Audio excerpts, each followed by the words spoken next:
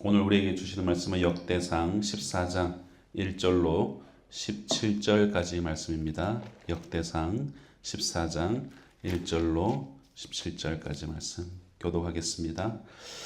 두로왕 히람이 다윗에게 사신들과 백향목과 석수와 목수를 보내 그의 궁전을 건축하게 하였더라.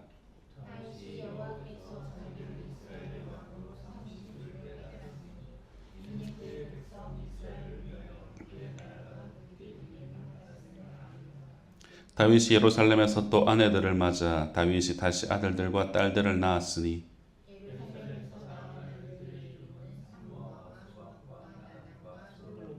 이팔과 엘리수아와 엘벨렛과 엘리사마와 부엘야다와 엘리벨렛이었더라.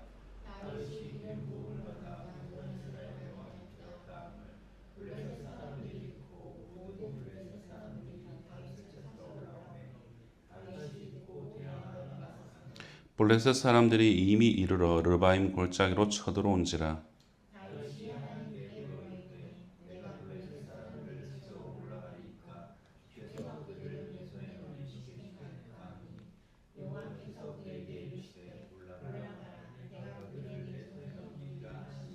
이에 무리가 바알브라심으로 올라갔더니 다윗이 거기서 그들을 치고 다윗이 이르되 하나님이 물을 쪼개음같이 내 손으로 내 대적을 흩으셨다 하므로 그곳 이름을 바알브라심이라 부르니라.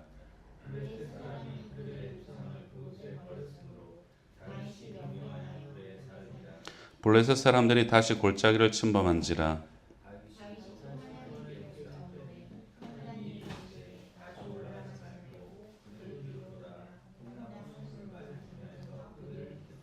뽕나무 꼭대기에서 걸음 걷는 소리가 들리거든 곧 나가서 싸우라. 너보다 하나님이 앞서 나가서 블레셋 사람들의 군대를 치리라 하신지라.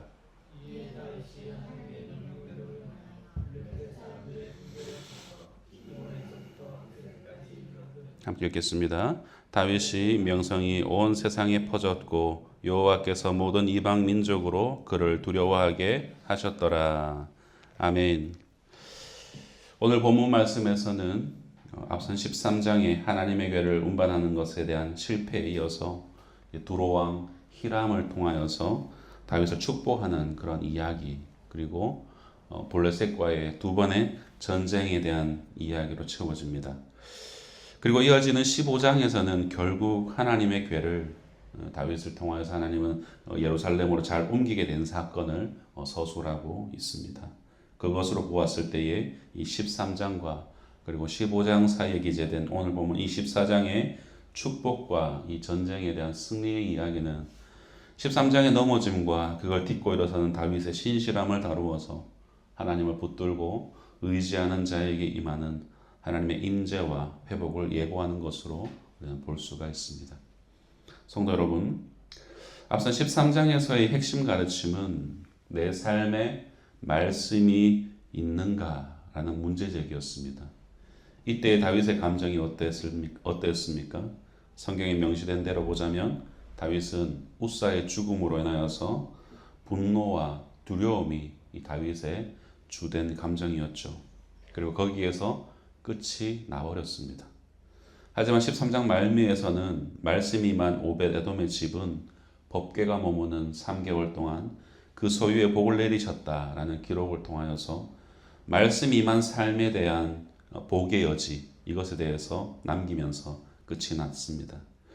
역대상 13장 14절 말씀, 하나님의 궤가 오벳에돔의 집에서 그의 가족과 함께 석 달을 있으니라. 여호와께서 오벳에돔의 집과 그의 모든 소유에 복을 내리셨더라. 다윗의 실패의 끝말미에 이 복에 대한 회복의 여지를 남기셨던 것이죠.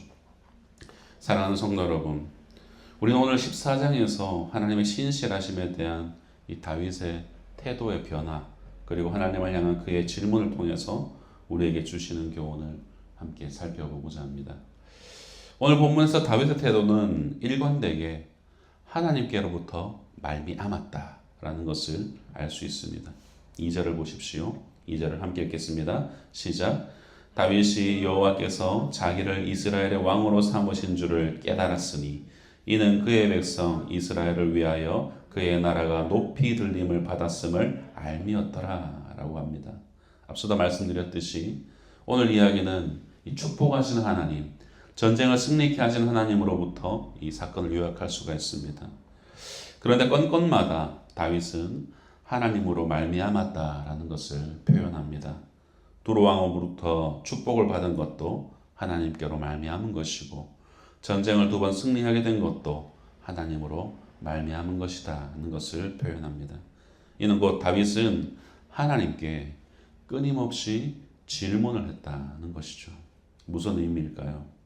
하나님의 절대 주권을 다윗은 인정했다는 것입니다. 그리고 그런 다윗을 사용하여서 하나님께서는 이스라엘의 구원 역사를 이루셨다는 것을 명확하게 오늘 14장은 보여주고 있는 것입니다. 단순히 법궤라는 이 한정적 공간에 갇혀 있고 다윗의 정성과 다윗의 어떤 보호를 받지 않으면 위태로운 하나님이 아니시다는 것, 그것을 우리에게 시사하는 것이죠. 하나님은 무소부재하시면서 모든 것을 주관하시는 하나님이시다라는 것이 오늘 본문에 드러나 있는 것입니다. 즉 오늘 본문 14장을 한 문장으로 요약한다면 질문하는 다윗과 그것을 능력 가운데 이루시는 하나님이라고 할 수가 있겠죠. 오늘 본문 2절에서 여호와께서 자기를 이스라엘 왕으로 삼으신 줄을 그가 깨달았다라는 이 말이 무슨 말일까? 여러분, 다윗은 이미 왕이 되었습니다. 게다가 십수년도 전에 하나님께서 사무엘을 통하여서 기름 부으시지 않으셨습니까?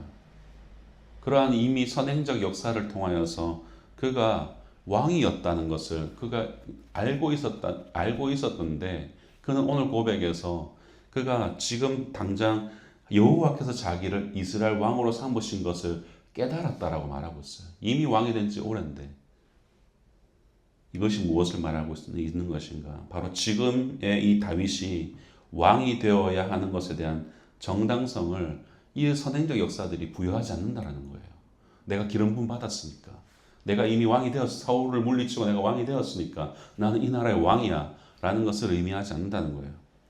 아무리 하나님께서 이전에 기름 부으셨다고 해도, 그리고 여러 전쟁의 승리와 이스라엘 사람들의 옹립으로 인해서 내가 사울을 이어서 왕이 되었다고 하더라도 그것이 지금 다윗을 왕으로 삼으신 하나님의 뜻이라고 그는 속단하지 않았다라는 겁니다. 오히려 다윗은 왕직을 행하고 있으면서도 하나님께서 자신을 왕으로 삼으신 것이 맞는지 끊임없이 묻고 그에 대한 답을 얻고 있었던 것을 볼 수 있습니다. 사랑하는 성도 여러분, 우리는 한 번의 기도 응답으로 혹은 상황이 잘 돌아간다고 해서 하나님의 뜻을 내가 지금 행하고 있다라고 우리는 과단한 우를 범하기도 합니다. 뭔가 내가 기도한 대로 응답받고 잘 진행되고 있다고 해서 나는 지금 하나님 뜻대로 하고 있는 거야 라고 과단하기로 한다는 것이죠. 이것을 믿음으로 착각하기도 하는데 너무 강한 확신과 이 과단은 그것은 오히려 믿음도 진실도 아닐 수가 있습니다. 하나님이 사용하시는 사람은 끊임없이 묻는 자이지 결코 속단하여 듣지 않는 자가 아니기 때문입니다. 그렇게 다윗도 하나님 앞에 끊임없이 물었습니다. 또한 다윗은 자신이 왕이 되고 나라가 잘 되는 것이 다윗 자기를 위한 것이 아니라 그의 나라가 높이 들림 받는 것임을 알게 되었다는 거예요.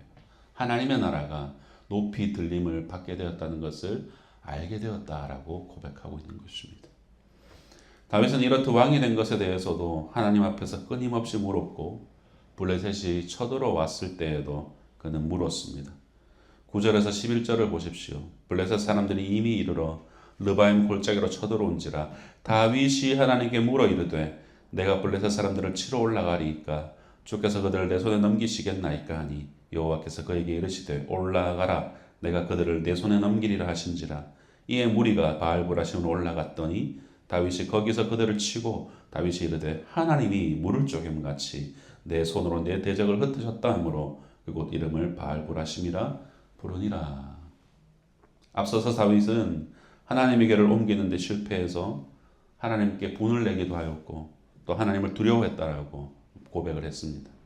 성도 여러분, 사실 이 두려움이란 감정은 친밀함의 악영향을 끼치는 감정입니다. 가까이 하고 싶어 하지 않게 하는 것, 그런 감정이 바로 두려움이죠. 그런데 다윗은 그 두려움이란 감정을 유지하지 않았습니다. 괴 운반 실패 때문에 하나님을 두려워하는 마음이 생겨났었지만 그렇다고 하나님을 피하지 않았습니다. 다윗은 하나님께 묻는 것을, 질문하는 것을 멈추지 않았습니다. 그렇게 질문하는 다윗에게 하나님께서는 신실하게 답을 하셨습니다. 이렇듯 전쟁의 급박한 상황에서도 묻는 다윗과 이 하나님의 신실한 답변을 보고 있으면 하나님의 인자의 상징인 하나님의 법궤가 하나님과 다윗 사이에 크게 의미가 없어진 것으로 느껴지기도 합니다. 아마 이전에는 궤가 없으면 하나님께서 안 들어주실 것 같고 외면하실 것 같고 나라가 망할 것 같고 그런 마음이 다윗에게 들었을지도 모릅니다. 하지만 오늘 본문인 14장에서 서술하고 있는 이 블레셋과의 전투로 인해서 다윗과 이스라엘은 깨닫게 되는 것이죠. 하나님께서는 궤에만 머물러 있는 분이 아니시고 또 이것저것 앞서 실수했던 것을 사람처럼 속 좁게 셈하시는 분도 아니라는 것을 우리에게 시사합니다. 법궤가 비록 멀리 있어도 전쟁을 승리로 이끄시는 크신 분이고 앞선 실패가 있더라도 그것으로 인해서 관계를 끊는 분이 아니다라는 것을 우리에게 보여주고 계시죠. 이어지는 13절에서 블레셋이 다시 전멸을 가다듬어 재침공을 합니다. 그리고 마찬가지로 다윗은 또 하나님께 묻습니다. 14절 말씀을 같이 읽겠습니다. 시작. 다윗이 또 하나님께 묻자온대 하나님이 이르시되 마주 올라가지 말고 그들 뒤로 돌아 뽕나무 숲을 맞은편에서 그들을 기습하되. 성도 여러분, 우리는 실패했을 때도 하나님께 묻기 힘들지만 성공한 후에는 하나님께 묻는 행위가 좀처럼 더 힘든 것으로 보여집니다. 그래서 많은 사람들이 성공한 후에 하나님과 멀어지기도 합니다. 하지만 하나님은 다윗은 그렇게 앞선 축복과 성공, 전쟁의 승리라는 성공을 경험했음에도 불구하고 또 물었습니다.